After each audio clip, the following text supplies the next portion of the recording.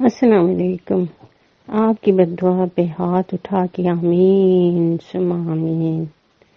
مسئلہ یہ ہے کہ ان سب کو کوئی سبق سکھائے، ان کو سیدھے راستے پر لائے، ورنہ پاکستان میں نہ کوئی قانون ہے، نہ انسانوں کی کوئی بات سنی جاتی ہے، بلکہ اس طرح کی باتیں جیسے آپ کر رہے ہیں، اس طرح کی باتیں اگر کوئی کرے تو وہ ہنس دیتے آگے سے لوگ نا، مذاق اڑاتے ہیں.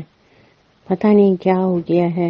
میرا اتنا دل دکھتا ہے جب میں یہ سب کچھ دیکھتی ہوں کہ میرے فادر نے اس پاکستان کے لیے اپنی جائیدادیں، اپنے باغات، اپنی حویلیاں سب کچھ چھوڑ دی تھی. وہ مائیگریٹ ہو کے یہاں نہیں آئے تھے 1947 میں، وہ صرف 3-4 مہینے پہلے یہاں ہالیڈیز پر آئے تھے. وہ چھوٹے تھے، ہالیڈیز پر آئے، دیکھنے آئے جیسے بچہ جاتا ہے ادھر ادھر سیر و تفریح کرنے. ان کو ہسٹری سے بڑا لگاؤ تھا. وہ یہاں پر یہ دیکھنے آئے تھے پاکستان کو، لاہور کو، اسلام آباد کو، پنڈی کو. لیکن جب وہ یہاں آئے اور پیچھے جب پارٹیشن ہو گیا تو پھر وہ اتنی محبت تھی پاکستان سے اس وقت لوگوں کو، اتنی محبت تھی، اور اسی طرح میرے فادر کو بھی اتنی محبت ہوئی کہ وہ واپس نہیں گئے. یعنی کہ میرے سارے دادا کی طرف سے، نانا کی طرف سے، ہم تو جب کابل سے ادھر مغلیہ دور میں جب ہم لوگ ادھر شفٹ ہوئے تھے کابل سے، تو تب سے ہمارے خاندان تو نسلیں وہیں سے چل رہی ہیں. لیکن اس کے باوجود میرے فادر نے وہ سب کچھ چھوڑ دیا. جب وہ ہمیں بتاتے تھے کہ ان کی وہاں پر باغات ہیں، اموں کے حویلیاں، اور ان کے اتنی قلعوں جیسے ان کے گھر ہیں، تو ہمیں بہت شوق ہوتا تھا کہ ہم جا کے دیکھیں. کیونکہ جب وہ ہمیں بتاتے تھے تو ہم اپنے گھر کی طرف دیکھتے تھے، 2 کمروں کا چھوٹا سا گھر، اور وہ بھی رینٹ پہ ہوتا تھا. تو ہم بڑے حیران ہوتے تھے. ہم کہتے تھے ابو سے کہ آپ کیوں نہیں چلے جاتے؟ تو وہ کہتے تھے نہیں، اس پاک زمین کو چھوڑ کے میں اب کہیں نہیں جاؤں گا نا.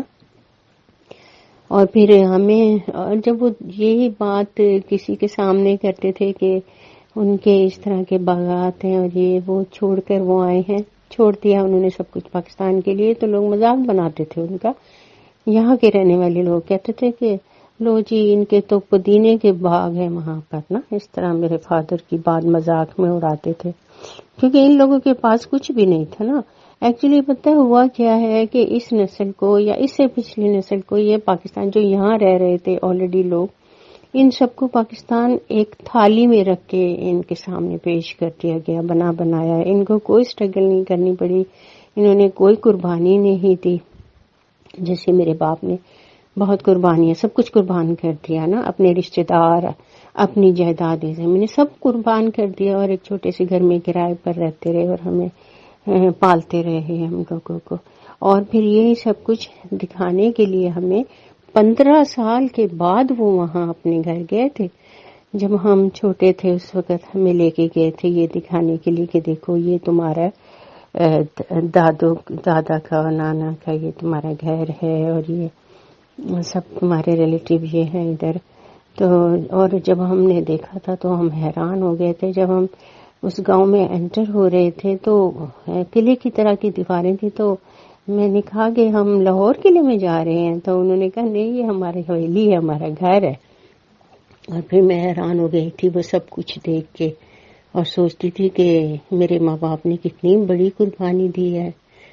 اور پھر انہوں نے تو چلو گزار دی زندگی، لیکن جیسے جیسے اگلی نسلیں آتی گئیں وہ اتنی کرپٹ، اتنی بدتمیز، بس کیا کہیں، کچھ کہہ نہیں سکتے. اور پھر جب میں دیکھتی تھی تو میرا دل دکھتا تھا، اور میں اتنی بے چین ہو گئی تھی پاکستان میں کہ مجھے پاکستان چھوڑنا پڑا. پاکستان چھوڑ کے تو آ گئی ادھر، لیکن دل ابھی تک میرا پاکستان میں ہی ہے. ہر وقت میں سوشل میڈیا کے تھرو ہر وقت میں پاکستان سے انٹرسٹ رہتی ہوں، وہیں کی نیوز دیکھتی ہوں، وہیں کی سیاست دیکھتی ہوں. ابھی تک میں مینٹلی اور دل میرا ادھر ہی ہے ابھی نا، لیکن رہنے کے قابل ہی نہیں چھوڑا لوگوں نے. ایسے لوگ، بس دل دکھتا ہے، کیا کریں. میرا تو دل چاہتا ہے کہ میں پوری ایک مووی بناؤں اس وقت سے جب یہ برٹش گئے تھے وہاں، اور سب کچھ انہوں نے الٹا سیدھا کر دیا تھا جا کے وہاں سے لے کے اب تک کے بتائیں کہ کیا کیا ہوا تھا، کتنی کتنی قربانیاں دی گئی تھی اس پاکستان کے لیے. اور اب ایسا لگتا ہے اس پاکستان کے لیے جس کے لیے قربانیاں دی گئی تھی اس کو نوچ نوچ کے کھایا جا رہا ہے. بالکل ایسا فیل ہوتا ہے جیسے کوئی ڈیڈ باڈی پڑی ہے اور آس پاس گدھ اس کے اکٹھے ہوئے ہیں اور وہ اس کو نوچ نوچ کے اس کا چھوڑ نہیں رہے ہیں، اس کو ختم کر رہے ہیں. لیکن یہ اب دیکھا جائے تو یہ سب جذباتی باتیں لگتی ہیں. پاکستان میں جو کچھ ہو رہا ہے وہ تو ریئلٹی سب کے سامنے ہے کہ کیا ہو رہا ہے، کب بدلے گا کچھ نہیں کہہ سکتے. ایک رب کی ذات ہی ہے کہ جب وہ بدلنا چاہے گی تو بدل دے گی، بس یہی آس ہے. اور آپ کوشش کر رہے ہو، بڑی اچھی بات ہے، آپ آواز اٹھا رہے ہو، لوگوں کو موقع دے رہے ہو، یہ بہت اچھا ہے.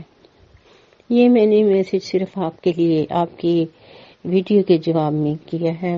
میں نہیں چاہتی کہ یوٹیوب پر آئے اپنے زخم کیوں کسی کو دکھائیں نا، تو میں نے تو بس آپ کی ویڈیو سنی تھی تو تھوڑی ایموشنل ہو گئی تھی. اللہ تعالیٰ آپ کی کوششوں کو کامیاب کرے اور اس بچی کو جلد سے جلد اللہ تعالیٰ نے اس کی عزت محفوظ رکھی ہو اور وہ جلد سے جلد ماں باپ کے پاس واپس آئے، اپنے گھر میں آئے اور ایک معاشرے میں ایک اچھی زندگی گزارے. وہ یہ نہ منہ چھپائے کہ میں چلی گئی تھی اور کیا ہوا تھا میرے ساتھ، بھول جائے سب کچھ نا، کہ اس میں اس سب کچھ میں اس کی کوئی غلطی نہیں تھی، اس کا کوئی قصور نہیں تھا. اس کو لوگوں نے ورگلایا یا جیسے بھی لے گئے اس میں اس کا تو اس معصوم کا تو کوئی قصور نہیں ہوتا نا. 14 سال کی بچی تو صرف خواب ہی دیکھ رہی ہوتی ہے نا، اس کو تو پتہ ہی نہیں ہوتا ارد گرد کتنے ڈاکو کتنے گدھ پھر رہے ہوتے ہیں. اللہ تعالیٰ سب. ہم نے یہ پلیٹ فارم آپ لوگوں کے لیے بنایا ہے. دنیا میں کہیں پہ بھی آپ لوگ ہیں، آپ کی کیا فیلنگز ہیں اس کیس کے بارے میں ہم سے ضرور شیئر کریں، کیونکہ جب تک ہم لوگ آپس میں اس مسئلے کو ڈسکس نہیں کریں گے تو ہم کبھی بھی کسی نتیجے میں نہیں پہنچ سکتے. اور ہمارا چینل بالکل وہ نہیں ہے کہ اپنی باتیں سنا کے آپ لوگوں کے ویوز لے کے ہم بھاگ جائیں. آپ لوگ کیا سوچتے ہیں، آپ لوگوں کے دلوں کے اندر کیا ہے. بچیاں سب کی سانجھی ہوتی ہیں، سب کے گھروں کے اندر ہیں. یہ کسی کے گھر کی ایک بچی کا مسئلہ نہیں ہے بھائی، یہ پورے پاکستان کی بچیوں کا مسئلہ ہے. ہم انتظار کر رہے ہیں آپ لوگوں کے دلوں میں جو ہے، جو کہنا چاہتے ہیں. واٹس ایپ نمبر آپ کے سامنے آ رہا ہے، آڈیو میسج اپنا 3 منٹ کا، 4 منٹ کا، 5 منٹ کا، جتنا دل کرتا ہے، جو دل میں ہے وہ بولیں. ہمارے ساتھ جڑے رہیں، ملتے ہیں اگلی ویڈیو میں. اللہ حافظ.